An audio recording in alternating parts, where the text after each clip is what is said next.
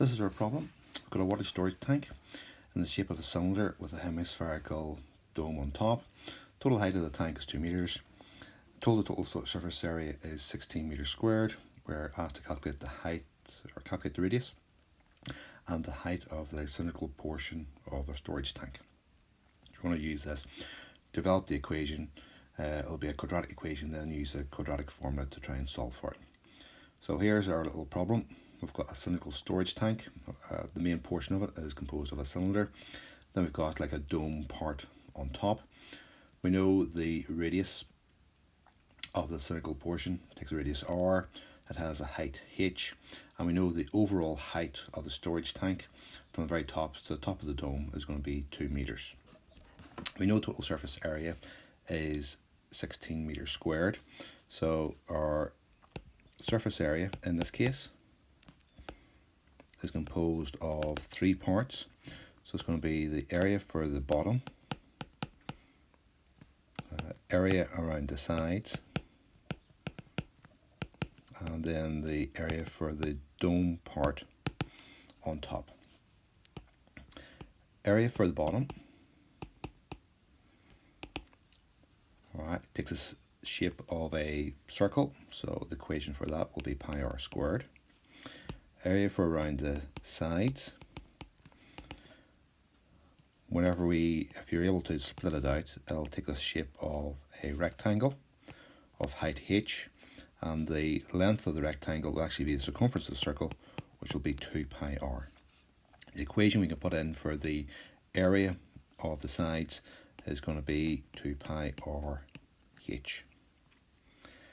Area for the dome part on top, right, is, if you think about a football, a sphere, the total surface area for a sphere is 4 pi r squared. So we have half of that on top of our cylinder. So for our dome, the surface area formula will be 4 pi r squared divided by 2, or simply 2 pi r squared. Now I can write down an equation for the total surface area.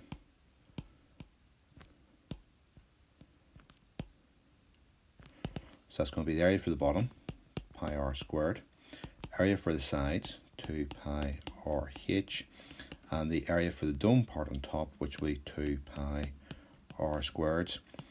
In this case, the total surface area is going to take a value of 16 meters squared. We're going to rearrange this equation and try and make a quadratic equation. We'll try and simplify it down a little bit. So pi r squared, 2 pi r squared, so we have 3 pi r squared in total, plus 2 pi r h minus the 16 equals 0. So we'll have something there. It kind of looks like a quadratic equation. However, we have this extra term h in the middle. So it's not a term in r. So we need to do something else to try to remove or reduce this equation down. So if we go back and look at our little diagram, we know that the height of the cylindrical portion is a variable h. We know the overall height of the cylinder has a value of 2 meters. So what we can say is that if you take the maximum dimension, the height of the cylinder, plus essentially a radius value to the very top, what we can say is that the height of the cylinder plus a radius value should give us a value of 2 meters. If we rearrange this equation, h is going to be 2 minus r. And what we're going to do is we're going to take this expression for h and we're going to substitute that into what will become our quadratic equation. So this equation for h will go in to replace h in the equation we've just developed. 3 pi r squared plus 2 pi r, and 2 minus r is going to be replaced, the h value, take off 16 equals 0. Now we're going to multiply this out. We'll have one equation purely given in terms of our unknown variable, which will be the variable r. Multiply out to the middle part, 2 pi r times 2 gives you 4 pi r.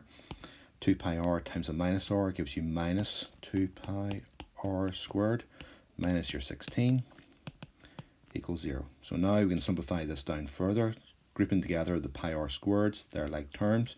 So you'll have 1 pi r squared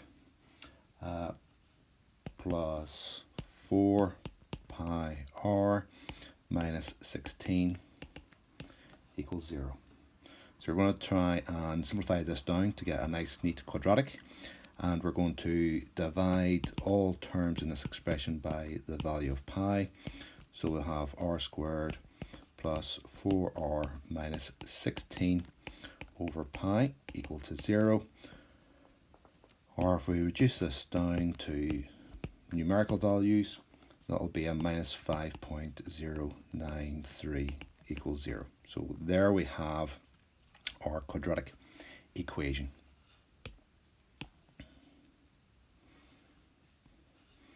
Now we're going to solve this quadratic equation by using the quadratic formula.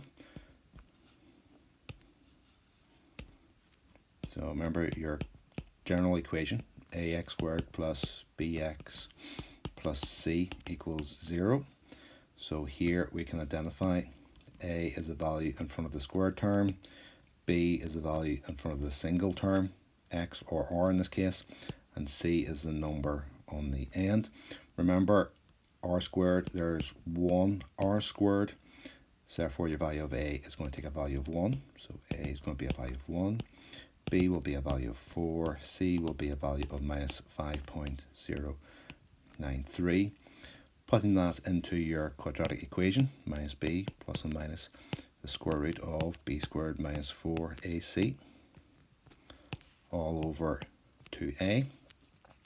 So we'll have, putting our values in, minus b, so it'll be minus 4 plus and minus b squared, that's 4 squared, minus 4 times a, which is 1, times c, which is minus 5.093.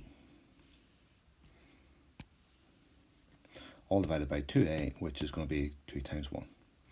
Simplify this down, minus 4 plus and minus 16 plus 20.372, take the square root of that, all over 2, keep simplifying down, minus 4 plus and minus the square root of 36.372, all over 2.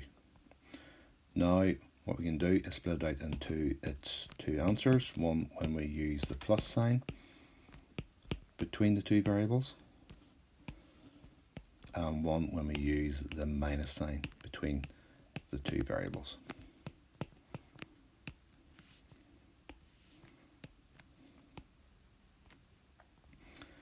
Work that through and we find in this case r takes a value of 1.015 meters or minus 5.01.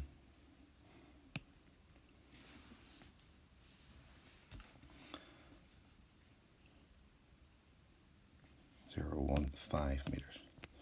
In this case, we have to ignore the negative answer because although numerically correct, I can't really have a negative radius. So our radius value is 1.015 meters. And to work out the height of the cylinder section, we go back up here, we have our equation for the height, which is 2 minus r.